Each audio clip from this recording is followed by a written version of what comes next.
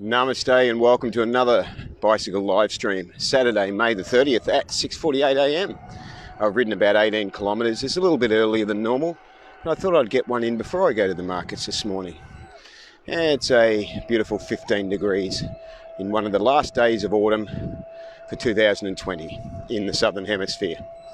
This morning I want to talk about Ahimsa, fighting for injustice with kindness, compassion and understanding. Now, from the earliest age,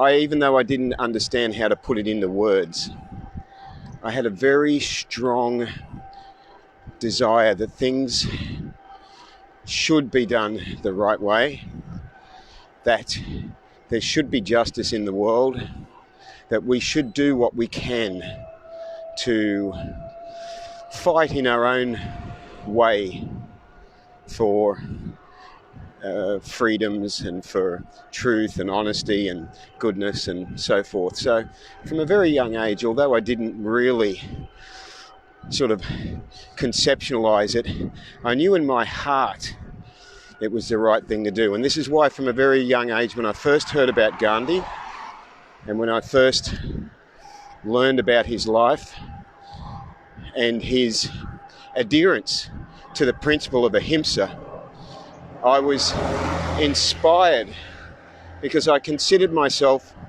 a pacifist, and Gandhi seemed to be an incredible example of pacifism in action, the ability to stand up against your oppressors in such a way that they are just blindsided by the technique of standing up for them and standing up for what is right. Ahimsa, the definition of Ahimsa is kindness and compassion in thought, word and action. For Gandhi, he called it non-violence in thought, word and action.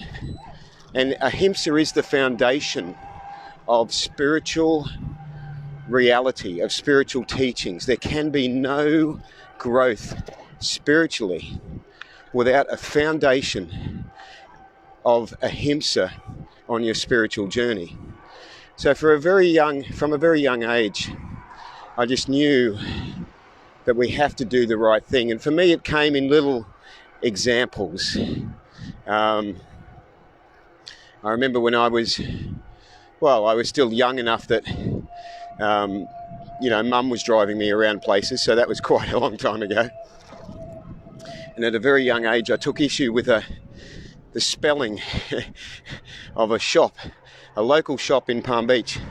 And I think it was called Price Right, I think was the name. But I remember the right part of it was spelled R-I-T-E instead of R-I-G-H-T. And I took issue with the spelling. It's like, no, this is not correct. This is not how you spell the word right. And so I was standing up for the injustice of the misused English language. And when I look back, I think there's so many little examples of that. You know, kids at school that wanted to step on ants and wanted to pull wings off flies, that sort of thing. And I'm like, no, that's wrong. That's not what you do. What's another example I can think of? The Sunday afternoon Holden driver that used to come down the street behind where we lived in Palm Beach every Sunday afternoon and throw out the window a brown paper bag with an empty bottle inside, an empty beer bottle inside. And, that was like, no, that's wrong. That's littering. That's irresponsible. And I took an instant dislike to it. It's like, no, I want to do something about this. And so I would actually, one day I decided I would wait for him to turn up on that Sunday afternoon so I could maybe have a go at him and something. And of course that Sunday afternoon that I lay and wait for him, he didn't go past. Anyway, at a young age as well, I think possibly when I was still in primary school, and I lived across the road for 12 years from a pine forest in South Palm Beach. I would go for walks and ride through this pine forest, and I became dismayed at the litter, even back then in the 1970s, the litter from people who had also gone through the pine forest who just didn't care. So I did a school project, and I went and took photos of all this litter that was in different spots around what became the Pines housing estate in the end, but in those days was a beautiful quiet pine forest. So I took photos and presented it as a school project, that there were irresponsible people around that were just littering and not thinking about the environment. So as you can see, these are just examples, some examples that come to mind, that from a young age I knew we had to do the right thing. From a very young age I also had in my mind the understanding that the truth must always be told. That if we live in a society where we don't tell the truth, well, we really have a dysfunctional society. We really have a society where we can't rely on each other. We can't build up trusts. We cannot have happy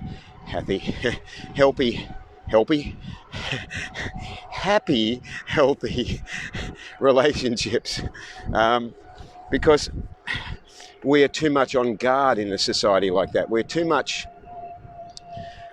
can't relax into a state of trust if we are always on guard. So I went vegan at the age of 16, and this fits in very strongly with the justice that we fight for in the world, that things must be done the right way, that we must stand up for injustice. And for 40 years, in my own way, in my very own small way, I've been fighting injustice by doing my best to try and be kind and compassionate in my relationships, in my dealings with others, and especially, of course, in my understanding and compassion towards animals. And I do that by living a vegan lifestyle, by encouraging others, if they are genuinely inquiring, to do the same thing, by creating awareness about living with kindness and compassion. So Ahimsa is a very strong foundation for me in my understanding in my mind, in my connection in my heart, in my emotional resonance, and in my spiritual practices. It encompasses every area of my life. And I tell you this to try and explain some of the motivation behind some of the campaigns that I endorse or create or put forward on social media, and also in person. There's people that know me, that have spoken to me maybe at Vegan Life meetups, will know that I'm quite adamant that things should be done a certain way. That if we just let a sliver of injustice in, it becomes the thin end of the wedge that then becomes more and more acceptable of what becomes more and more allowable and acceptable. It just gets worse and worse. So we have to form a strong line against injustice. We have to know that we are living with the desire to create a loving environment for ourselves, for our loved ones, for society. And in order to do that, we have to use the platform of Ahimsa. I don't even like using the word use. Use has too much of a negative connotation. In order to create a society with love foundations, we rely on the principles and understanding of Ahimsa in order to do it. This should be in the back of our mind, in our communication with others, in our outlook on life, in the way that we treat ourselves. We treat ourselves with kindness and compassion, and then we are able to reflect that towards others. An example comes to mind. The other day I was riding the bike. This is probably a couple of months ago now, and I came down to an intersection, and a guy in a ute or something, anyway, a guy in a car he didn't like the fact that I had pulled out ahead of him, but quite a distance, quite a safe distance ahead of him, like maybe 100 feet. I'd pulled out ahead of him to cross the road and then to turn at the intersection. And he didn't like that. So he pulled up and he said a few things that I didn't hear what he said, but the tone of his voice was one of, he was angry and unhappy. And for a minute, I thought, in a split second, I processed all this, thought, how do I respond to this person? Do I do a knee-jerk reaction and go, oh, stuff you, mate? Or do I just step back for a second, process it and realise this guy's issue is not with me. He's not at peace in himself. He's looking for an excuse to basically to attack, to justify what he sees as an injustice in the way that he's been treated. And so I just came back with this automatic response. I just looked at him, I gave him a big smile, and he drove off. Now, he probably wasn't expecting that. And some of the best ways to diffuse an argument is to agree with the person, to almost confuse them with a response that they're not expecting. They're expecting a fight. They're looking for a fight. They want to pick a fight. They need a fight to justify all their anger inside, to justify how wrongly treated they've been. But you don't give them a fight. You respond with ahimsa. You respond with an understanding that they are hurting inside. You respond with compassion and kindness. You feel for them. You think, wow, I'm really sorry. I want you to be happy. I want you to be at peace. I'm really, really sorry that you are hurting so much. You're like a bear with a thorn in your foot. You're hurting so much. I'm really sorry. And I extend kindness and compassion to you. In other words, we come from a place of love, which of course is where Ahimsa originates from. And I often talk about love in my live streams because it is the most important thing that we can talk about.